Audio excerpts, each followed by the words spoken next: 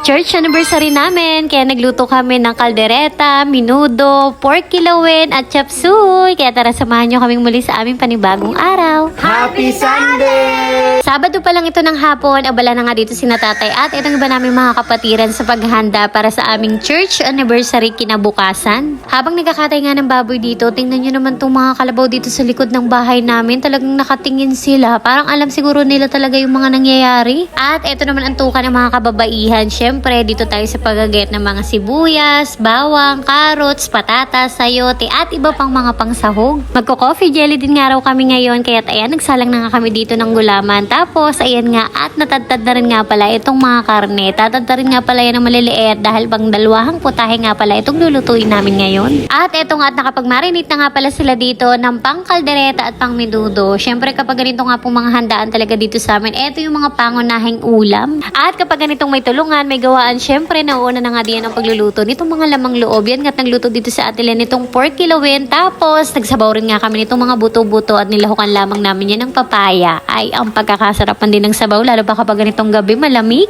Pwede nang asawahin ni Ngongo mo si Nganga? Sino lang ang pwede?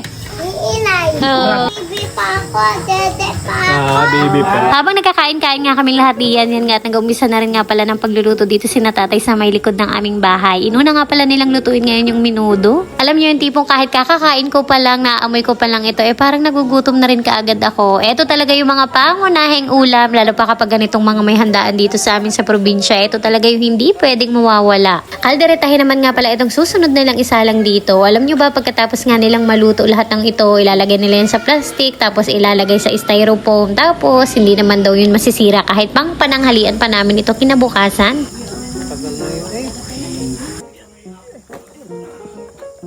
At kinabukasan, araw na nga pala ito ng linggo, maagang maaga, inabutan ko nga pala dito itong nanay ko at magaluto ng araw pala siya nitong chop suey. Nagpadagdag din talaga ako ng luto nitong gulay na to para kahit papano kako pantanggal umay dun sa mga putahing ulam namin ngayon. Mabilis lang din naman to naluto, tapos ayan nga at gumayak na rin kami papunta ng Happy church. Sunday!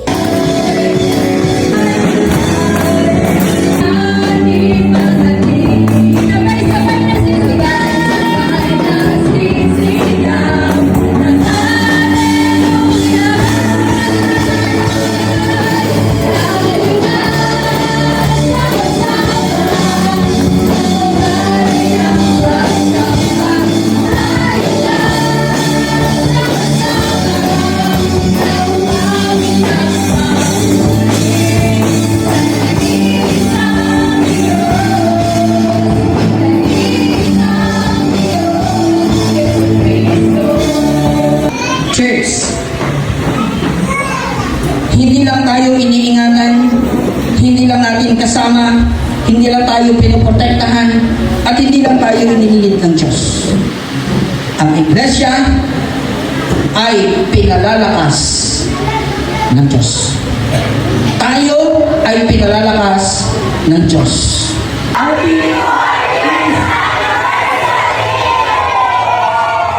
And this is it after ng aming church service. Syempre, ayan nga at kainan na. Nakakatuwa lang dahil sobrang dami namin ngayon. This is our 4th year church anniversary at sa bawat taon, napapatunayan talaga namin na hindi kami pinapabayaan ng Panginoon. Patuloy na pinapalakas at pinapag-isa sa pananampalataya. Gusto ko lang i-share sa inyo yung team verse namin kanina from Psalms 100 verse 5. Sapagkat ang Panginoon ay mabuti, ang kanyang pag-ibig ay walang hanggan at ang kanyang katapatan ay sa lahat ng salinlahi. Kaya naman, yun lang muna nga po for today's video. Maraming salamat po sa inyong panonood. God bless.